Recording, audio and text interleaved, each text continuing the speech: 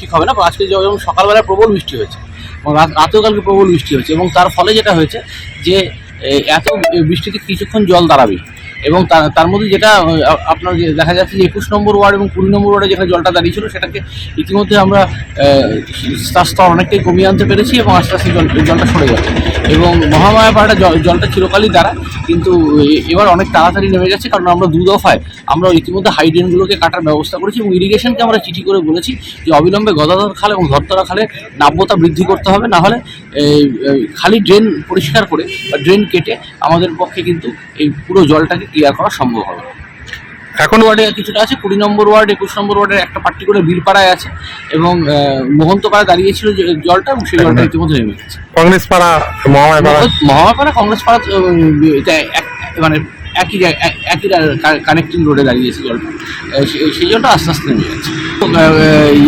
ইতিমধ্যেই যে করলা জল বাড়ার জন্য যে ইরিগেশন তরফে যে লাল সতর্কতা বা হলুদ সতর্কতা করা সেই মোতাবেক আমরা আমাদের কার্যক্রম ঠিক করি এবং সেইভাবে আমরা ইতিমধ্যে মাইকিং শুরু করেছি এবং দরকার হলে যারা করলা পাড়ায় থাকে তাদের ফ্লাশ শেল্টারে নিয়ে যাওয়া এবং তাদের খাওয়া দাওয়ার ব্যবস্থা সবটাই করা।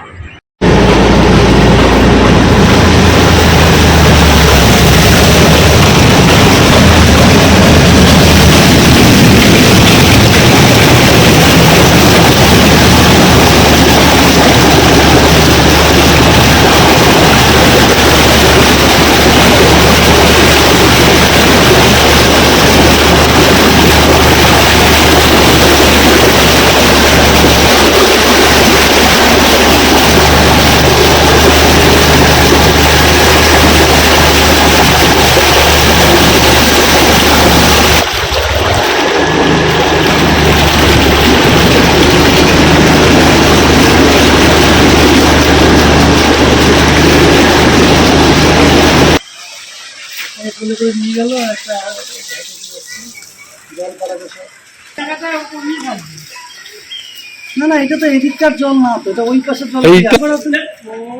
ওই জল না আছে, এদিকে জলই হবে।